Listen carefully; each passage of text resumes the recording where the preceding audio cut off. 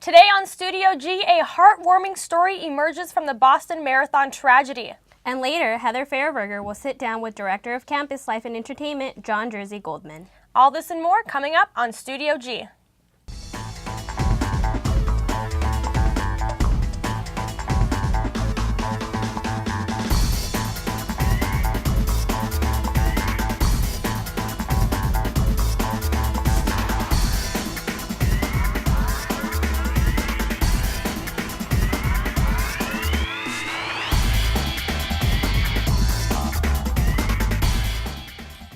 Good afternoon and welcome to this Tuesday edition of Studio G. I'm Bree Bradley. And I'm Marie Landeros.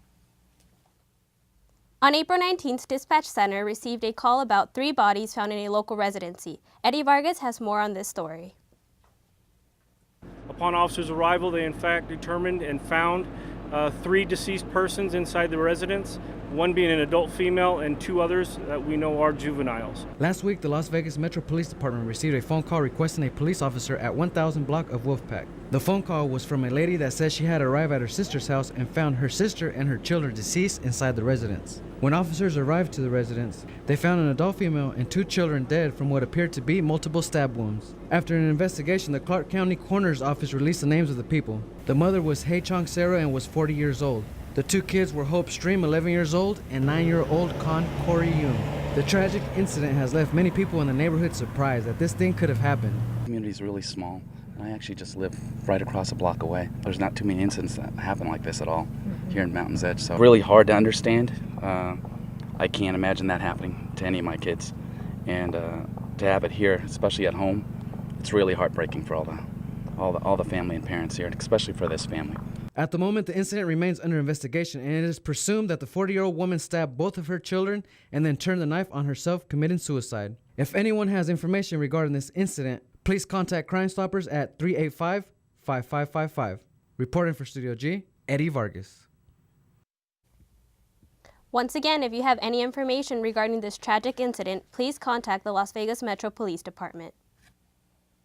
A big congratulations goes out to our very own criminal justice professor, Karu Hangawati, recently named Sri Lanka's ambassador for France.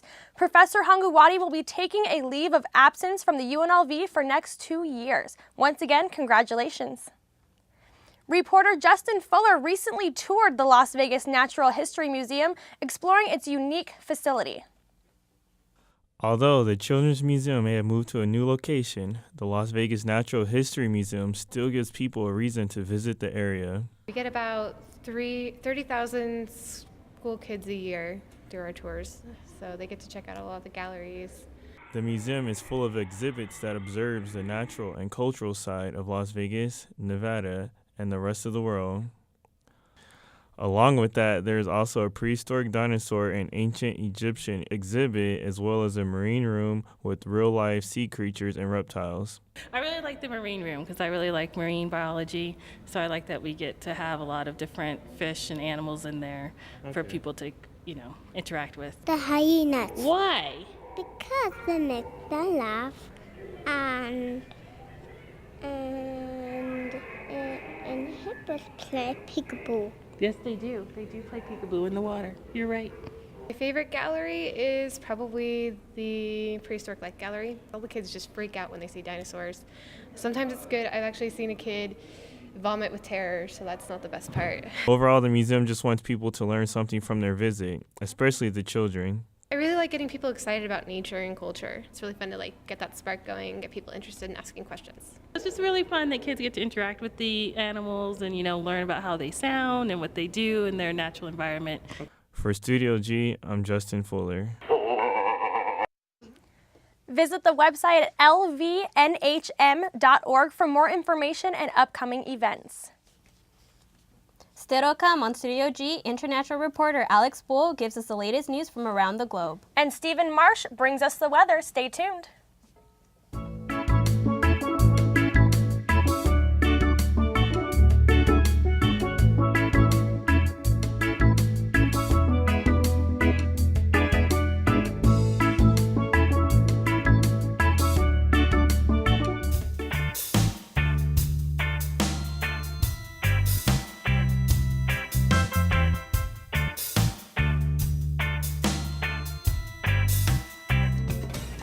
Hello, I'm Police Officer Paul Velez with the UNLV Police Department. What you just saw was an example of how quickly your property can be stolen here on campus. On campus, our #1 reported crime is unattended property theft. Here's some helpful tips. Always keep your property secure and on your person, and if you need to leave your property behind, ask somebody to help you and to watch your stuff while you're gone. And also, be aware of your surroundings and who's around you. And please help us keep the campus as safe as possible. Thank you. Welcome to the Art Department at UNLV, where students can express their creative side. You can also check out the current exhibits at the Grant Hall Gallery, Jesse Metcalf Gallery, and Donna Beam Gallery of Fine Art, featuring recent artwork displays by students, staff, and local artists. Whether your forte is taking photos, painting a picture, or carving a sculpture, make sure to check out the UNLV Art Department located in the Alta Ham Fine Arts Building. It's convenience. It saves me a lot of money because I'm on a meal plan basically, and it saves me time because I don't have to walk across the street. It saves me gas because I don't have to drive anywhere to eat, and especially being a lazy college student, I can just walk right over here when I'm hungry and not have to wait that much longer to get food.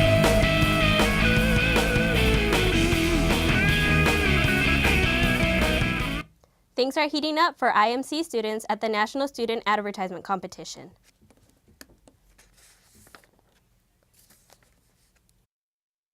This is our final dress rehearsal for the Student Advertising Competition team. They're representing UNLV. IMC majors gathered on Monday for their final rehearsal before Thursday night's NSAC competition. They'll be presenting in front of a panel of 4 judges, and they'll be competing against 7 other universities in the district. This year, the school decided to have us all compete as a full team.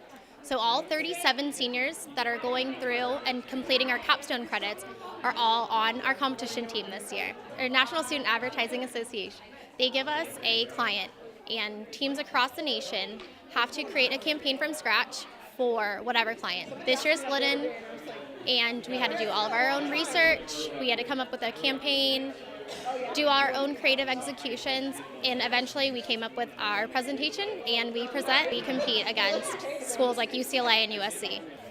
You know, the grand prize to be named as the national winner of the National Student Advertising Competition is huge. It's a great resume builder, a ton of just pride and prestige that goes with that, and to know that you've been part of the national champion team is amazing. But, you know, just to put all this together, there's so much learning that happens this semester. You know, no matter what happens, what place, the students have done exceptionally well and deserve to take a lot of pride in their work. After a successful day of rehearsals, IMC majors anxiously await the competition that takes place on Thursday. For Studio G, this is Trinity Chavez. Well, we wish our fellow rebels the best, and we will keep you updated on the competition. Now, Alex Bull has your news from around the globe. Alex? Thanks, Maria. Thousands of runners at the London, Hamburg, and Bethlehem Marathon paid tribute Sunday to those killed and injured in the Boston race. All 3 marathons observed a moment of silence before the start. Each of the group racers wore black ribbons and yellow and green wristbands that read, "Run for Marathon 2013. Many runners used the race to raise money for charity. However, London race organisers have set up a fund for the Boston bombing victims. They're donating £2 or just over $3 for each of the 35,000 runners that crossed the finish line. In Bethlehem, hundreds of runners braved the cold and rain to take part in their very own marathon. It was the first ever of the Western Bank town. The race kicked off at a nativity church and then went through refugee camps. There's been a big jump in reported bird flu cases in China over the weekend. 102 people are infected and 20 have died, according to the World Health Organization.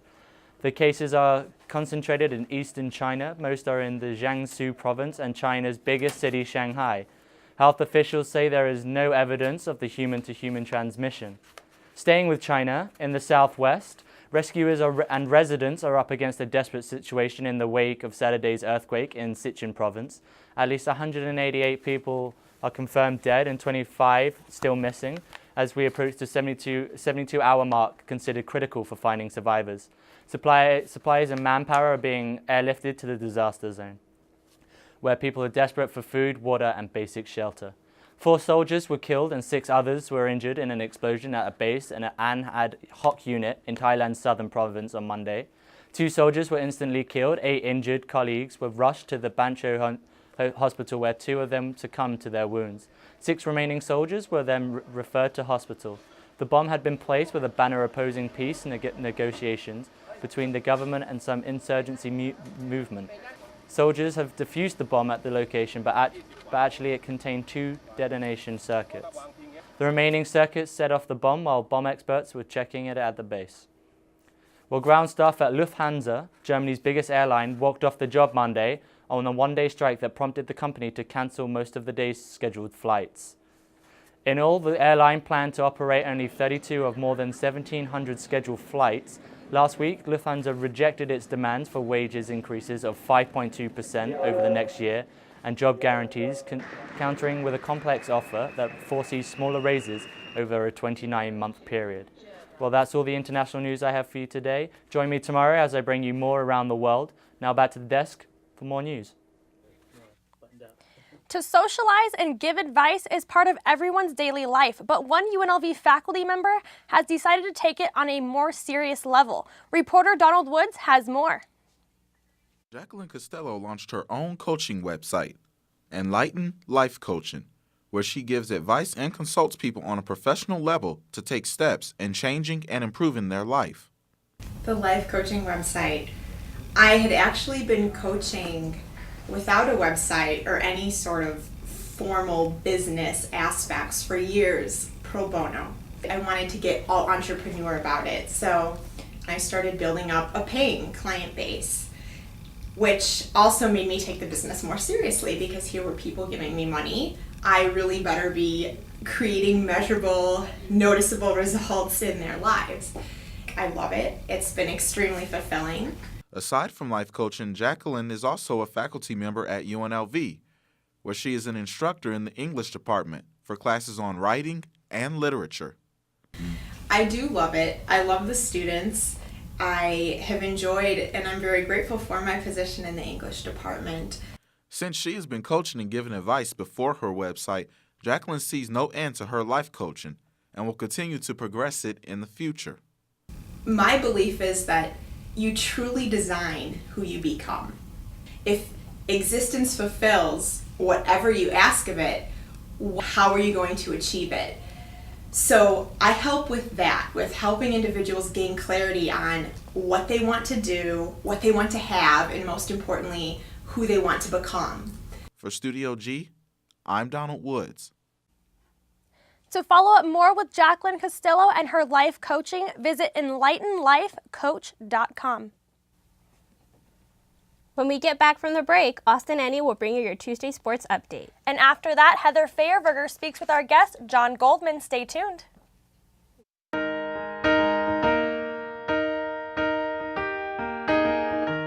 Where is the moment we needed the most? You kick up the leaves and the magic is lost. Tell me your blue skies fade to gray. Tell me your passion's gone away. And I don't need no carrying on. You stand in the line just to hit a new low. You're faking a smile with the coffee to go. And tell me your life's been way offline. You fall into pieces every time. And I don't need no carrying on. 'Cause you had a bad day. The School of Engineering, located on the northwest side of campus, offers a wide variety of classes and activities. The Great Hall inside the Thomas T. Bean Engineering Complex features an array of the school's accomplishments and work, such as their annual cement canoe competition and bridge design competition that select students participate in. Named after Howard Hughes, this school takes learning to new heights.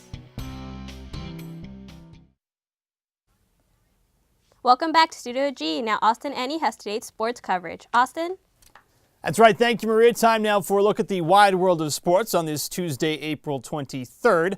We start today right here at UNLV, where the athletics department will remain quiet until tomorrow night when the men's baseball team will be in action in Tempe, Arizona, facing off with Arizona State University. First pitch at 6:30. Speaking of baseball, UNLV catcher Eric Van Meteren was named the Mountain West Player of the Week. The conference office announced yesterday is the first conference honor of Van Meteren's career and the second time a Rebel has earned the honor this season. His fellow catcher Colin Yelich earned the award back on April 1st. Well, with a big week kicking off in the NFL, it's only fitting that a blockbuster trade headlines. The New York Jets traded star cornerback Darrelle Revis to the Tampa Bay Buccaneers for the Bucs' 13th pick in Thursday's draft and a conditional pick in next year's draft. Speaking of the NFL, the NFL draft. It takes place this Thursday through Saturday. The first round on Thursday night will be aired on ESPN and NFL Network starting at 5 p.m. And then Friday, the second and third rounds start at 3:30, followed by the fourth through seventh rounds on Saturday starting at 9 a.m. Well, the NBA playoffs continue tonight. Last night's action saw the Chicago Bulls defeat the Brooklyn Nets 90-82 to even that series one game apiece. Also, the Clippers beat the Grizzlies 93-91 to take a commanding 2-0 series lead. As I mentioned earlier, more action in store tonight. The Milwaukee Bucks take on the Miami Heat. The Heat lead that series 1-0. Elsewhere, the Celtics and Knicks clash in a game 2 of that series, with the Knicks already up one game, and the Warriors meet the Nuggets in Denver after the Andre Miller buzzer beater on Sunday gave the Nuggets a one-game advantage. Finally, for all you soccer fans out there, Manchester United captured their 20th Premier League championship on Monday, beating Aston Villa 3-0. The victory on Monday also kept the team on course for the highest point tally in the history of English top-flight football, beating Chelsea's haul of 95 from 2004 to 2005. That will be secured if United wins its final 4 games. Well, that's all the sports news I have for you on this Tuesday. Now let's send it over to Stephen Marsh with the weather. Stephen? Thanks very much, Austin. Let's go ahead and take a look at what we have. Currently right now, 68 degrees is the temperature. The big story, of course, today is the winds. We have about a 20 to about a 15 degree swing, and we can't get that without some wind. So you're going to see the trees blowing around out there a little bit this afternoon.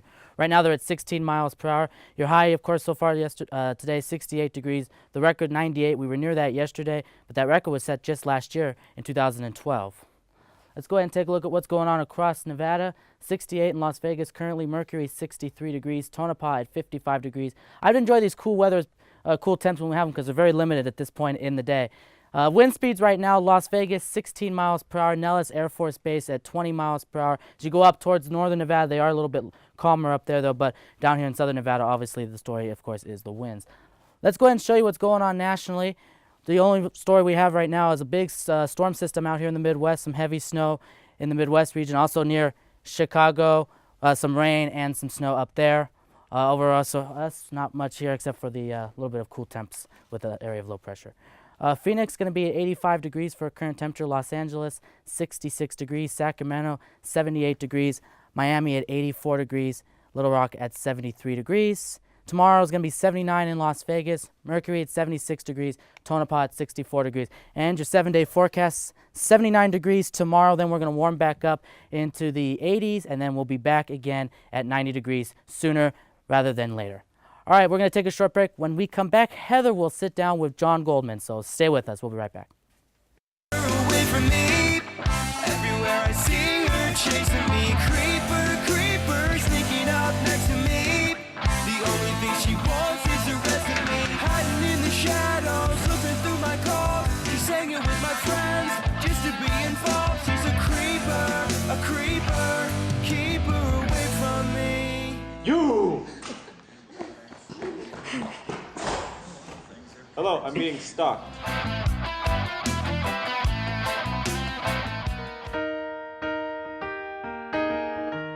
Where is the moment we needed the most? You kick up the leaves and the magic is lost. Tell me your blue skies fade to gray. Tell me your passion's gone away, and I don't need no carrying on. You stand in the line just to hit a new low. You're faking a smile with the coffee to go. And tell me your life's been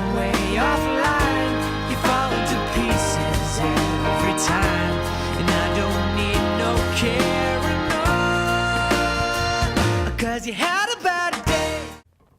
Welcome back. Joining me now is our guest to today's show, John Goldman, also known as Jersey. Welcome to the show, John. Thank you for having me. And John, so you are the Director of Campus Life and Entertainment. Can you tell us a little bit about Rebelpalooza coming up? Rebelpalooza, finally bringing it back after 6 years. The last one was in spring of 2007, which was just before my time. I've been here for 6 years. I should be a doctor by now. And finally graduating in May, so I wanted to bring it back one more time. And last night, actually, it was really cool. Senate President Jay Yoon said that he wants, while he leaves, this to be a signature event that CSUN produces every year. So finally happy to bring it back, and hopefully just the start of a long tradition. Excellent. Now, who do you got on the lineup this year? Over 30 acts, which has never been done before in any Rebelpalooza. We were going to go with one or two, maybe some opening bands, and then we said, you know what, let's just go big or go home. Some of the headliners on the alternative side, we obviously have Hoobastank. On the rap side, Twista, Far Side, Chamillionaire. And then even the EDM is obviously getting big. So we have Tommy Sunshine, Treasure Fingers, Titsworth on 3 different locations, 3 different stage areas, games, food, much more.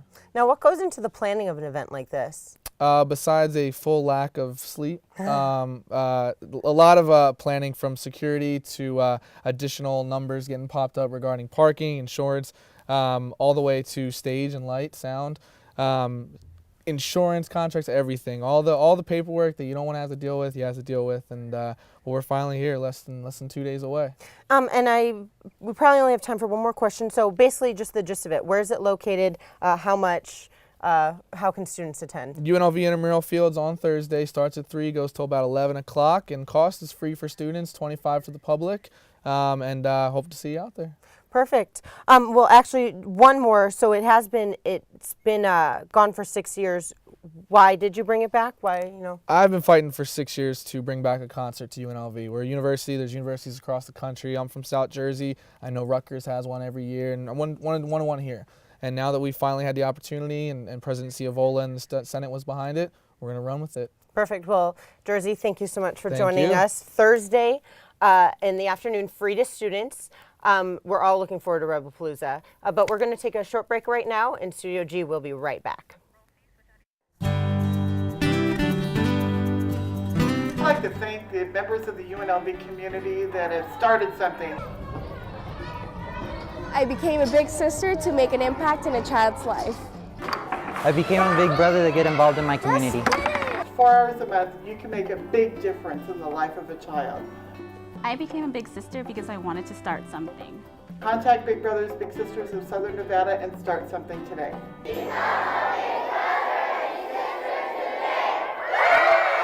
have to make split-second decisions as a top fuel driver. Hi, I'm Brandon Bernstein, driver for Kenny Bernstein's 2010 Copart Lucas Oil Top Fuel Dragster. To make it in the NHRA, I've had to work hard, stay focused, and make smart decisions along the way. To reach your goals, you need to think straight, stay on track, and give your very best effort in everything you do. Make the right choices today and be ready for the challenges tomorrow. This message brought to you by the U.S. Air Force. The inability to breathe, snot pouring out of your nose, it's a real hairy business. As a firefighter, I'm a student of the weather, and I've noticed that there's a change that's occurred in the last several years. We're having many more large and damaging fires. Sometimes thousands of fires will occur. If the climate changes and we don't have the water we need, California could dry up and blow away.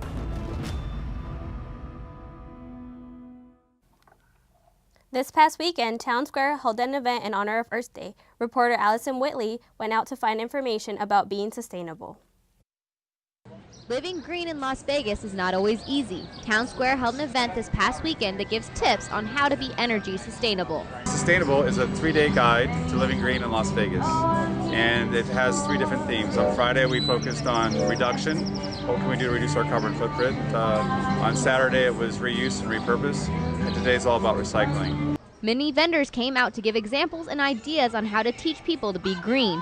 One of these vendors was Wendy Fenner, who is involved with the national middle school competition, Future City. Future City competition has been around for about 20 years at a national level. It's, in addition to building the model out of recycled material, they learn a lot about sustainable engineering practices. How do you make a city way more efficient? Educating the youth about keeping the earth clean is an important step. Lisa Campbell explains why students need to get involved at such a young age. We really like to get the kids to start thinking about Earth and how to protect it and what they can do to preserve it.